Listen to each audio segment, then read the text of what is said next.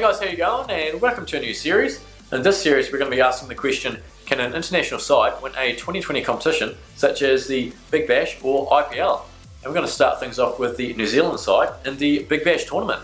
And be sure to leave your comments down below about which other international sides you'd like to see in any of the 2020 competitions. But let's get straight into it and see how New Zealand goes in the Big Bash.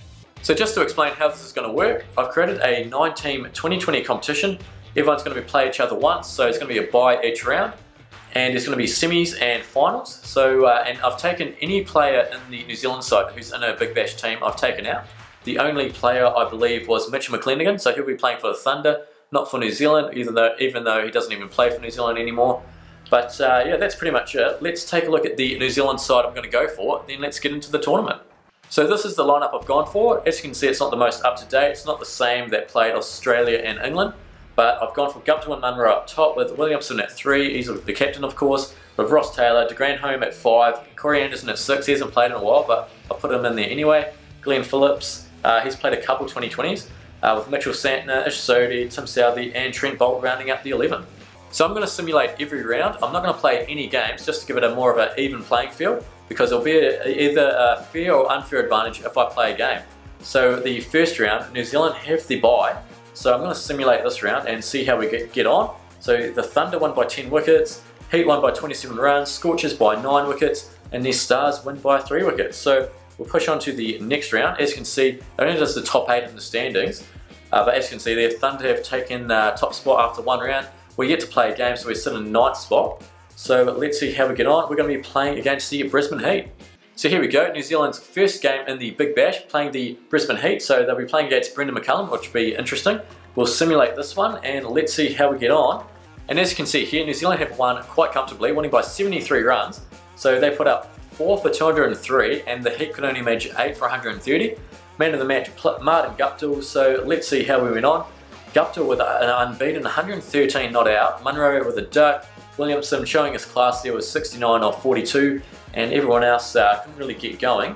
Looking at the bowling performance, McCullum made 20 against his old international side, and with the bowling, Boult and Southey, Boult picked up 3 for 28, Southey 1 for 38, Sodhi bowled pretty well, 2 for 16, Munro with a wicket, and Corey Anderson with a wicket as well. And simulating the rest of the round, Thunder won by 19 runs, so they're on top of the table still, Sixers won by 3 runs, and the Scorchers won by 38 runs. So halfway through the tournament, we'll have a look at the stats just to see how everyone's going on. So into the third round, we'll simulate the Renegades vs New Zealand match and see how it goes on. So as expected, New Zealand won this one as well. You'd expect them to win a tournament considering they're an international side. And they did it with 3 balls remaining, winning by 7 wickets, chasing down 201, so not too bad there. Man of the match, Kane Williamson for the 65, but I will take a closer look and everyone got into the double figures for the Renegades, with Bravo top scoring with 59 off 38. Bowling wise, Boult with 1, Southey got pumped, 1 for 45, Sodhi 2 for 30. Everyone pretty much got pumped apart from de Grandhomme going for 5, and Sodhi going at 7.5. Looking at the batting now, Guptill continues his good form, 34 off 19, Williamson 65 off 29, Roscoe 60 off 35 deliveries. So New Zealand are 2 from 2, as you'd expect. And having a look at the rest of the round, the Strikers won by 7 wickets, the Stars won by 65 runs, and the Scorchers won by 6 wickets. On to round 4, the Scorchers are playing New Zealand, so it's a 1v2 match. Let's see how they get on here. And as expected, they won by 6 wickets. Scorchers could only get 146 in their 20 overs, with Cartwright getting 61 top scoring, and Southey 3 for 30, the standout bowler there, with Boult, Sodhi and de Grandhomme picking up a wicket each. And looking at the New Zealand innings, Williamson once more, 84 off 44 deliveries, continuing his good form, and de Grandhomme next top score with 22 off 30, and surely, yep, man of the match for the second match in a row is Kane Williamson. So unbeaten so far, as you'd expect, and I don't think they really shouldn't lose a match all tournament. And taking a look at the rest of the round for round 4, Renegades winning by 50 runs, Strikers won by 5 wickets, and the Thunder won against the Sixers by 16 runs. So after this round, we'll take a look at the stats, but as you can see here, New Zealand are playing the Thunder, who sit in 3rd spot, so it'll be interesting to see how they get on. And our first upset of the tournament, Thunder won by 9 wickets, absolutely smashed us. They got it in 15 overs, or 15.4 overs, so Jesus, that is a massive surprise. Looking at New Zealand's innings, Williamson top scoring with 52. They got all out, which is they haven't done all tournament. De Granholm with a golden duck. Munro next top score with 38. Who took wickets? Near took 4 for 32, and McClenaghan, Green and Fickety took 2 for. So there we go. And looking at the Thunder innings, Butler 72 off 47, Patterson 58 off 34, and Watson smashing it at the end, 38 off 13. So no one took wickets. Everyone got pumped. Sodhi especially going at 13. Trent bowled as well. His 4 overs went for 53. So that's a huge upset. And looking at the rest of the round 5 fixtures, the Stars won by 6 wickets. Heat beat the Scorchers by 9 wickets. The Strikers won by 7 wickets over the Sixers. And of course we lost by 9 wickets. So looking at the table after 5 rounds, and as you can see there, Thunder on top, played 5, won 4, just the 1 loss. We're sitting in second spot. We've got the best net run rate, but that loss to the Thunder really screwed us over. We've also got a game in hand against them, so if we could win the next one, then we'll definitely be on top of the table. Scorchers in 3rd, Strikers in 4th, and there we go, Stars, Heat, Renegades, Sixers, Hurricanes down the bottom. They've yet to win a match, so we should be playing those guys soon, which will help out quite a bit. And looking at the stats through 5 rounds, and as you can see, Marsh on top with 332 runs at an average of 166, pretty good strike rate too. Butler in second with 331, who's the top New Zealander? Kane Williamson, of course, 270 runs at an average of 67.5. And Guptill down there as well, he's got 150 runs at an average of 50. And looking at the top wicket takers, halfway through the comp, Michael Bear on top with the Stars, also Scott Boland, the 2 Stars blokes. There's quite a few have taken 6 wickets actually, and Bear on top with an average of 17.17. Any New Zealand blokes, Trent Bolt there, 5 at an average of 33. He's been getting pumped though, it's going at over 10. Any more New Zealanders, Sodhi down there with 5, Southey with 5, and Sodhi with the best economy there with 8.85. So quite interesting after 5 rounds. And let's see how we can go in the second half of the competition. So on to round 6 now, and New Zealand are playing the Strikers at Seddon Park, so let's see how they get on. And quite a close match here, New Zealand winning by 4 runs, and player of the match, Kane Williamson, once more. He's been smashing it all tournament, and as you can see, he made 114 off 61 deliveries, Corey Anderson 42 off 27, and we ended up with 4 for 199, and in reply, the Adelaide Strikers made 195, so pretty close in the end there. Wells and Lehman at the end went absolutely bang, 46 off 24 and 47 off 21.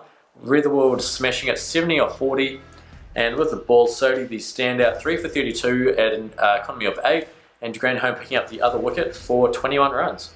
And looking at the other matches, Renegades winning by 1 run over the Scorchers, bit of an upset there. Sixers winning by 9 runs over the Hurricanes. And the Heat won by 8 wickets over the Thunder. And as you can see there at the standings, we're now top of the table. We've played 1 less game as the Thunder, and we should have a better net run rate as well. So let's push on to the next round, where we're playing the Hurricanes. We should win this one quite comfortably. They are, where are they? They're 9th, so yeah, they're last at the moment. So we should be winning this one easily. And we didn't do it easily. We actually won in the Super Over. Mitchell Santner with man of the match. So we'll take a look at how we went on. Guptill 29, Munro with the golden duck, Taylor with the golden duck, De Granholm and Anderson picking up ducks. So Santner definitely helped out, 40 off 22. He's been in some good form in real life as well. Down the order, Phillips chipping in 35 off 29. Williamson with 47 off 35, continuing his good form. So we're pretty lucky to get even that much. We were struggling, we were 5 for 63, 6 for 86. And Gjweavr Archer, Jesus, 2 for 5 off 4 overs with 2 maidens. Jesus, he was the standout bowler by quite some distance with 3 bowlers going at over 10. And looking at the bat for the Hurricanes, Doolan top scorer with 56, who performed well. 3 for 35 for Santner, and Southey, Bolt, Sodhi and De Granholm picking up wickets as well. And in the Super Over, they made 26 off their over, Short 22 off 5, and McDermott 4 off 1. And we took 28 off the over, Guptill 28 off 5 deliveries. Don't know why did they bowl Tymal Mills, he always gets pumped. They should have bowled Archer because he was absolutely smashing it with the ball. And that was lucky for us, and we've just scraped through. And looking at the other results, the Sixers won by 5 wickets, the Renegades won by 6 wickets, and the Strikers won by 9 wickets. So that means we're still top of the table, as you'd expect. We'll push on to round 8, where we are playing the Stars, who are in 6th spot. So let's see how that goes. So New Zealand ended up winning by 1 wicket. Stars ended up with 133 for 8. Faulkner top scoring with 43 off 39. And pick the bowlers, Bolt 3 for 41. Oh, actually Sodhi 2 for 7 off 4 overs with 2 maidens. Geez, only going at 1.75. Santner 2 for 12 off his 4 overs. Geez, some good economy rates there. And with the bat, Jesus, we definitely struggled there. 9 down, we got it. Top score was Phillips 38 of 23. Santner 21 of 17, continuing his good form. But that middle order is struggling quite a bit, apart from Williamson. And with the ball right, got a wicket, bowling 4 for 21. He performed bloody well. And there we go, man of the match, Scott Boland. He bowled very well indeed. Let's look at how the other matches went on. Thunder won by 28 runs, the Strikers won by 6 wickets, and the Hurricanes actually smashed the Heat by 56 runs. So on to the last round before finals, and as you can see by the standings, we're top spot. If we win, we'll maintain that first spot. If the Strikers win and we lose, then they could get first spot on net run rate. Thunder have a terrible net run rate, so they won't do anything there, but let's see how we get on. So not ideal, the Sixers won by 9 runs. That's both Sydney teams beating us, which isn't ideal. And let's look at how the match went on. So top scoring was Hughes with 63, Enriquez 45, and with the ball, Bolt 3 for 26, Sodhi 2 for 40, Southey 1 for 27, Santner got pumped a bit, 1 for 41, and with the bat, Munro, golden duck, I think he's had a golden duck before as well, Williamson 35, top scoring, Santner also continuing good form of the bat, 34 of 19, and Anderson 29 of 25. So not the ideal result heading into the finals, but let's see who we're going to face. So the Strikers won by 24 runs, so they're going to end up top qualifier. The Heat won by 6 wickets, and the Renegades beat the Hurricanes by 8 wickets. So having a look at the final standings before finals, Strikers on top with 12 points, net run rate of 0.85. New Zealand finished in second spot with a inferior net run rate of 0.51. Thunder in third spot with 5 wins, and the Renegades sneaked in on net run rate with 8 points. The 3 teams tied with 8 points, surprisingly. So before we get into the finals, we'll look at the regular season stats. And as you can see, Williamson on top with 467 runs, 12 more than Butler, an average of 66.71, 1 ton, 4 50s. What a great result for the New Zealander there. Butler in second with 455, Cameron White 356. Any more New Zealanders? Right down the bottom, Martin Guptill 256 runs, an average of 36.57 with just the 1 ton. And looking at the wickets, Bolt and Sodhi on top with 13 apiece. Sodhi should be on top with a superior average 17.69, Bolt's average 25.46, and pretty good economy from Sodhi, 7.75. And then we've got Siddle from the Strikers in third spot with Boland, Richardson, Wildermuth getting 10 wickets each, and no other New Zealanders in the mixer there. So looking at the semi-final opponents, Strikers are playing the Renegades and New Zealand are playing the Thunder, who we actually lost to, one of 2 losses, so that's not ideal for us. Let's see how the Strikers and Renegades got on. The Renegades won. Okay, they beat the top qualifier, which is very surprising. Renegades 168 for 7, and the Strikers 23 runs short. So who top scored? Finch 45, Ludeman down the bottom 41 of 29. Stanlake picked the bowls there 3 for 25, and with the bat, Head 62 of 40. No one else could really help him out though. So some good bowling there. Finch 1 over, 1 for 2, and Hogg bowled bloody well, 1 for 25. Bravo as well, 1 for 24. So alright, let's see how we get on. It's going to be New Zealand versus Thunder. The winner will play the Renegades in the Big Bash final. And absolute scenes here. New Zealand have been knocked out in the semi-finals. They lost to the Thunder for the 2nd time in the tournament. Thunder made 4 for 195 with Gibson 84 not out, near 36 off 19, and Butler up top 34 off 23. With the ball, Santner 2 for 33 was the standout, and that's about it really. With the bat, no one really fought. Munro 45 off 32, Phillips 49 off 41, Santner again 26, Williamson golden duck, that's really done us there, with his fellow countryman McClenaghan getting him out clean bowled. And that's quite surprising. I thought, probably along with all of you guys, that New Zealand, being an international side and all, would probably win the Big Bash tournament, but apparently not. A bit of a upset there, massive surprise to me. I thought they would go through and win it. Fickety pick of the bowlers, 2 for 22, Watson as well, turning back the clock, 2 for 25. So we'll go through and simulate the final, Renegades versus the Thunder. Surely the Thunder would win after beating New Zealand, the favourites, you'd think. as we see, and who actually ended up winning? Thunder won by 46 runs again. They've been dominant in this final series. And Butler 60 runs, Watson 69 of 35, Gibson 36 of 16. He's been going bang as well. And no one really performed with the ball there. Cooper 1 over, none for 6. And looking at the bat with the Renegades, no one could really stay there. Harris 32, Bravo 41 of 32, and Nabi down the bottom 26 of 14. So there we go, a massive upset with New Zealand crashing out in the semi-finals against the Thunder, the eventual winners.